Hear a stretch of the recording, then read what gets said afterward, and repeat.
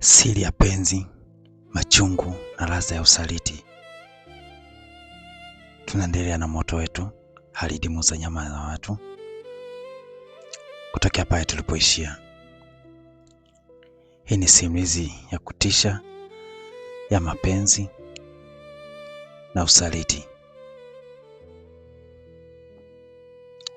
Nora alitoka bafuni kwa tahadhari, simu yake akiibana.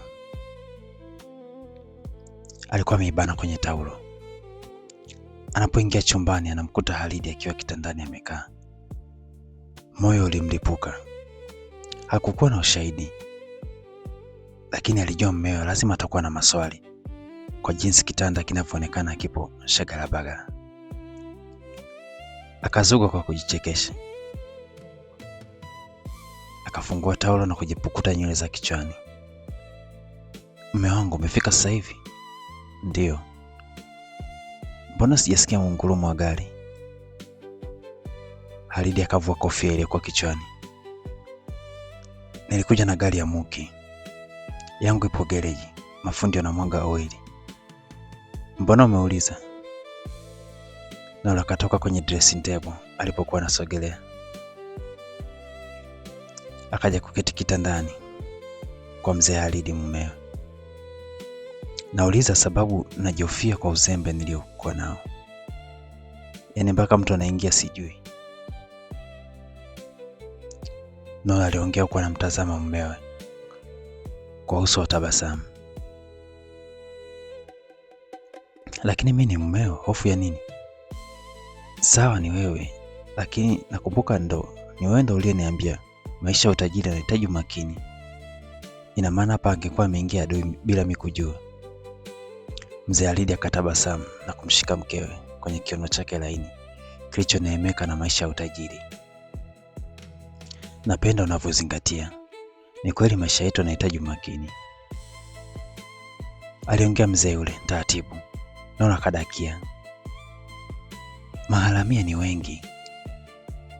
Ndiyo, wanaiba pesa, mali, penzi, mpaka roho, alimalizia yule mzee huku anatabasamu kabla midomo yao kukutana. Walipoachiana, mkewe alibaki na taswira ya kuwa na imani kwa mambo yake hakuna anayejua. Sasa akaanza kuuliza mambo mengine. Biashara zinaendaje? Ziko poa mke. Wiki ijayo kuna oda kubwa sana. Kuna mtu mkubwa sana atakuja kulala pale kwenye guest yetu pale iliyokuwa karibu na hoteli.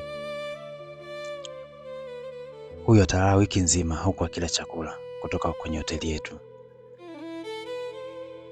Bila shaka ni chakula cha VIP. Nyama zipo za kutosha, na nyingine naifukuzia mtaani, sio muda nitaiweka jikoni, aliongea yule mwanaume, sura ikimaliza tabasamu na kuupokea serious. Ni ule serious wenye maana zaidi ya moja, lakini mkewe alielewa moja kwa jinsi anavyomfahamu mumewe. Ni mtu wa kuchapa kazi wala hapendi utani. Nashukuru mume, unapambana sana kwa ajili yangu, aliongea Nora huku akimkumbatia mumewe. Wakati huo simu yake ile kitandani ilikuwa inaita bila mungurumo. Miki yule mwanaume aliyelala naye sio muda alikuwa anampigia. Nora aliipindulia chini ile simu isionekane. Wakati huo akaendelea kujigandisha mwilini kwa mumewe. Ni kama mtu asiye na wasiwasi, na alijiamini kwa sababu mume wake sio mtu wa kudadisi sana. Jumatatu ya wiki iliyofuata palikucha kwa utulivu, lakini ndani ya hoteli ya Mwambao ilikuwa ni pilika za kutosha. Asubuhi kama mchana, mzee Khalid alikuwa kwenye jiko lake dirishani, kavaa apron ya kazi, yuko busy kukaangiza, macho yakiangaza pilika za wateja wake walio kwenye ukumbi wa chini. Akaona vyema biashara yake inavyoenda. Mkewe alikuwa busy kwenye jiko la chini na wapishi wengine. Baada ya kusimamia kwa saa kadhaa, alitoka kichwa chake kikiwa kimepata moto. Ni kutokana na joto la jiko. Akatoa kileso na kujifuta usoni. Alafu akajivua ile apron na kuitundika kwenye henga iliyokuwepo huko jikoni. Ile anaingia ukumbini, anakutana na Muki, rafiki wa mumewe, akimtazama kiumakini. Habari yako Shem? Poa sana, mzima? Mzima? Basi mimi nipo kwenye kiti kama kawaida yangu. Aha, nishaelewa. Nola aliongea kwa namchekea shemeji yake. Anamjua akija mida hiyo huwa anafuata supu.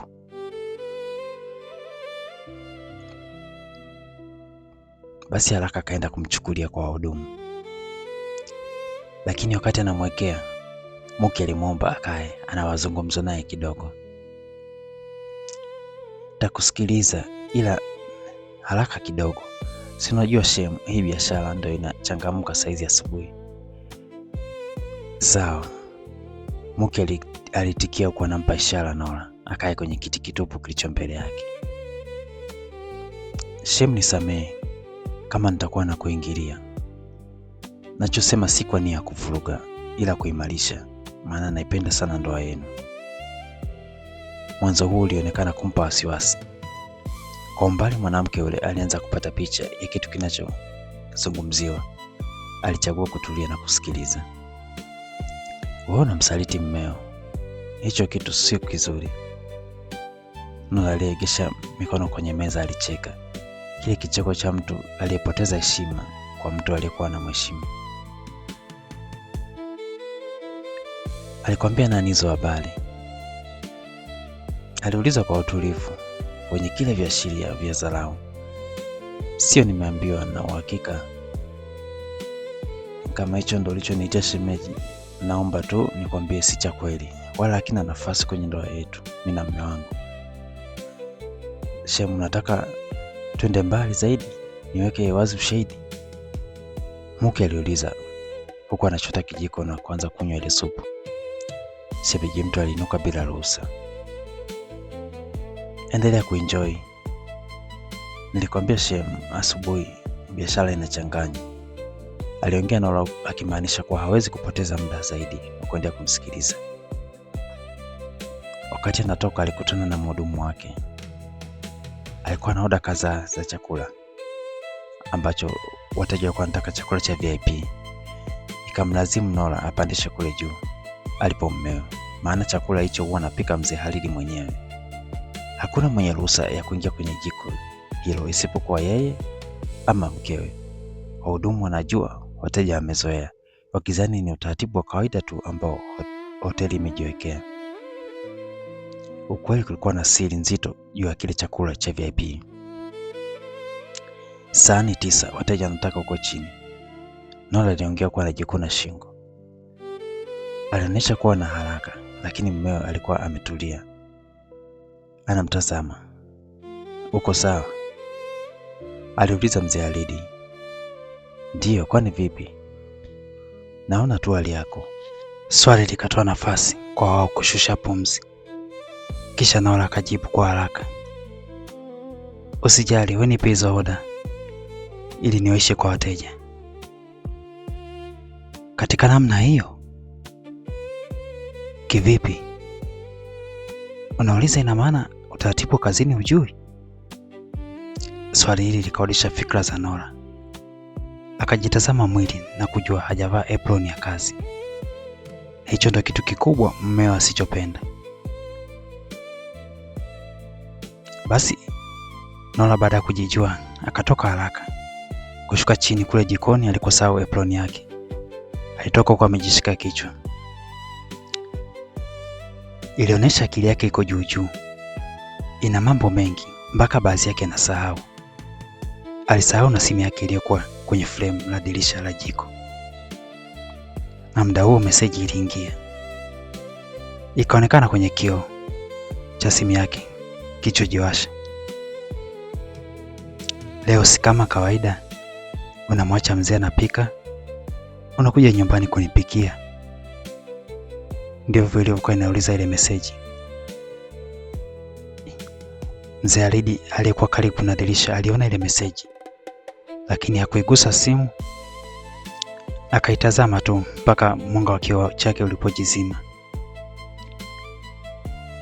huu ndio mwisho wa episode 2 kwa msimu wa kwanza wa simulizi yetu Halidi, muuza nyama za watu. Ni horror na thriller kwa maana zile stories za kutisha, ila ndani kuna chanzo chake ni mapenzi, machungu na ladha ya usaliti. Basi mdau, na kwamba unipokee kwa huu uandishi wangu wa aina nyingine. Hii ni kazi nzuri kama ukizingatia na ukifuatia vizuri. Niko hapa kwa ajili yako. Usisahau kusubscribe, ku like, comment na kushare kwa marafiki ili kuzidi kukuza familia yetu hii ya Stories za Dastan, tuzidi kuwa wengi na tuzidi kufika mbali. Nikutakia siku njema mdau wangu. Asante.